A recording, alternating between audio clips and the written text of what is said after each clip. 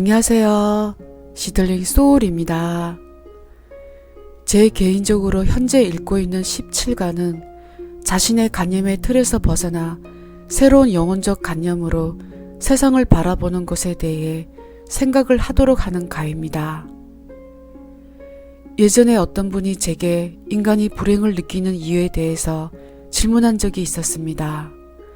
저는 그때 바로 그것은 세상을 바라보는 시각에 달려있다고 대답하였습니다. 모든 사람들은 같은 것을 보아도 각자의 다른 관점이 있음을 우리는 알고 있을 것입니다. 세상의 선한 면과 아름다움을 보려 하는 자도 있지만 반대로 선함 속에서 악을 찾아내려 하는 자도 있습니다. 사실 그것은 선과 악이라고 분별하기 전에 다르다는 종류밖에 없는데 우리는 옳고 그름에 초점을 두는 사고방식으로 살고 있기도 합니다. 어제 저는 아는 지인을 만나 이런저런 이야기를 하였습니다. 그 지인은 자신의 친구에 대해 말을 하였는데 그 친구의 삶이 너무나 힘들어 듣는 저도 마음이 아플 정도였습니다. 이 자리에서 그 친구의 삶에 대한 자세한 이야기는 할 수 없지만 저의 지인의 말을 빌리자면 어떤 상황을 겪기 전에 미리 일어나지도 않는 여러 변수에 대해 생각을 하고 불안해한다는 것입니다. 저는 그 친구의 세상을 바라보는 시각에 대해 또 한 번 행복과 불행은 자신의 관점에 달려있다는 것을 확인하였습니다. 저는 생각이 곧 창조라는 말을 그동안 기가 닳도록 들어왔습니다. 부정적 생각을 하면 부정적 상황을, 긍정적 생각을 하면 긍정적 상황을 끌어당기니 자신이 원하는 소망을 생각하면 그 생각대로 이루어진다는 말입니다. 이 말에 대해 저뿐만 아니라 마음 공부를 하지 않는 이조차도 많이 들었을 것이라고 저는 생각합니다. 그러나 거의 모든 사람들은 이 말이 결코 자신의 가슴에 새겨지지도 않을 뿐더러 믿지도 않습니다. 저 역시 지금까지 저 말을 하나의 명언처럼 흘러들었을 뿐이고 모든 사람들과 똑같이 나에게 일어난 상황들은 나도 어쩔 수 없이 일어난 불운한 운명이라고 생각하였습니다. 왜냐하면 나는 결코 이러저러한 상황이 생기길 원한 적도 없고 또한 그러저러한 상황은 내가 복이 없어 생긴 일이라고 생각하는 게 편했기 때문입니다. 즉 피해자로 생각하는 관념이 저에겐 더 익숙하였습니다. 여기에서 우리는 저뿐만 아니라 얼마나 많은 사람들이 자신의 관념 속에 젖은 채 세상은 안전하지 않으며 있는 자는 더 부자가 되고 가난한 자는 더 가난해지고 그저 자신에게 큰 일만 생기지 않으면 다행이라는 생각 속에 머문 채 하루하루 살아가는 걸 보게 됩니다. 또한 자신이 다치지 않기 위해 미리 벽을 치고 차단하고 방어하고 곧 그것이 세상살이에 질린 것처럼 그래야 된다는 충고로도 퍼져 있습니다. 저는 부정적 생각이 얼마나 자신에게 해롭고 자신이 겪는 모든 것은 자신이 창조하여 끌어당겨진 상황이라는 것에 대해 요목조목 논리적으로 설명은 할 수 없습니다. 그러나 제가 안 것은 긍정적 생각보다 부정적 생각은 계속 꼬리에 꼬리를 물듯이 끝없이 생각으로 이어지고 더 나쁜 상황에 대한 증폭심만 키운다는 것입니다.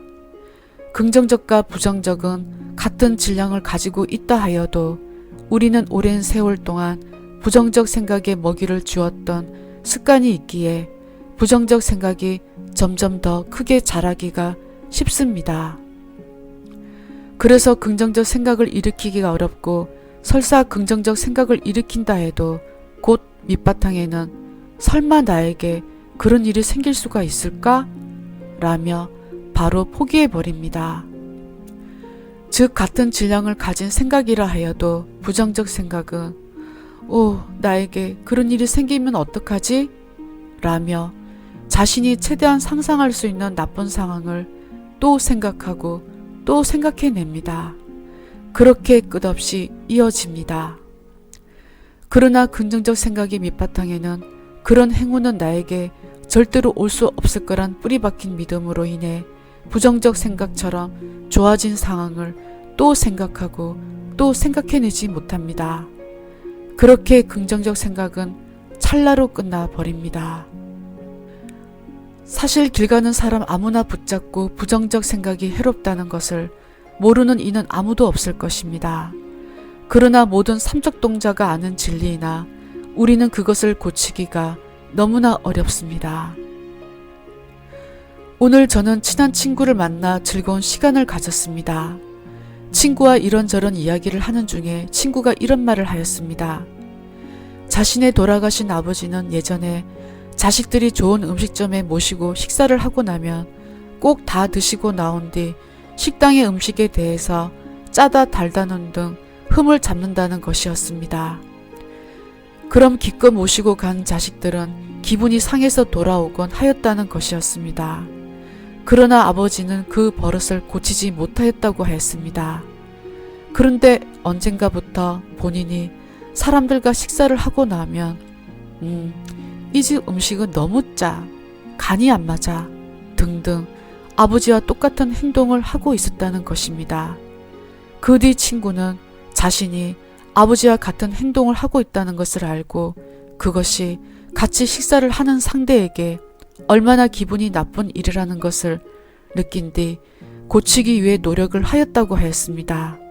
그 노력은 음식 맛이 설사 본인 입맛에 맞지 않아도 먹으면서 오 괜찮은데, 오 먹을만해, 맛있어, 오 좋아 좋아 라며 약간의 오바스런 리액션으로 말을 하는 습관을 들였다고 하였습니다. 그렇게 노력을 하였더니 음식 맛에 흠집을 잡던 자신의 버릇을 완전히 고칠 수 있었다고 하였습니다. 저는 친구의 말을 듣고 또 한 번 부정적 생각이나 언행은 노력하면 고칠 수 있다는 것을 확인하였습니다. 오랜 세월 동안 주입시킨 부정적 생각은 결코 하루아침의 노력으로 긍정적으로 바뀌지는 않을 것입니다. 그러나 결코 안 되는 것이 아니라는 것을 우리는 또한 알고 있어야 한다고 저는 생각합니다. 어느 글에서 우리 모두의 내면에는 선한 늑대와 악한 늑대가 존재하나 어느 늑대에게 먹이를 주는가에 따라 그 늑대의 힘이 강해진다는 것을 읽은 적이 있습니다. 그때는 그 말이 맞다고 고개를 끄덕였으나 요즘만큼 절실히 그 말이 맞다는 것을 실감합니다. 저는 요즘 부정적 문장을 다시는 만들지 않겠다고 다짐하고 난 뒤 순간순간 나의 내면에 존재하는 기쁨을 살짝 엿볼 때가 있습니다. 왜 이 기쁨이 올라오는지 경험한 적이 잘 없다 보니 의아하기도 하지만 저는 이것이 원래의 우리의 진정한 참 감정이 아닐까 생각해 봅니다. 오늘 구름 한 점 없는 맑은 하늘을 보고 친구와 저는 감탄하였습니다. 아름다움은 아름답게 보려는 의도에 있는 것처럼 저는 그러한 의도를 가질 것을 늘 연습할 것입니다. 그래서 모든 분들에게도 그러한 의도가 자연스럽게 되는 날을 상상해 봅니다.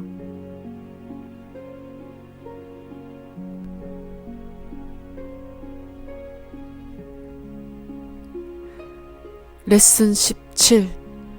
이제 너의 영은 너와 통하기 시작할 것이다. 한때 끊어졌던 그 줄은 다시 이어질 것이다. 그것은 너희가 잃어버린 것이 아니고 잠깐 잊어버렸을 뿐이었다. 잠깐 억눌러졌을 뿐이다. 그것은 뒷전으로 물러나 있었다.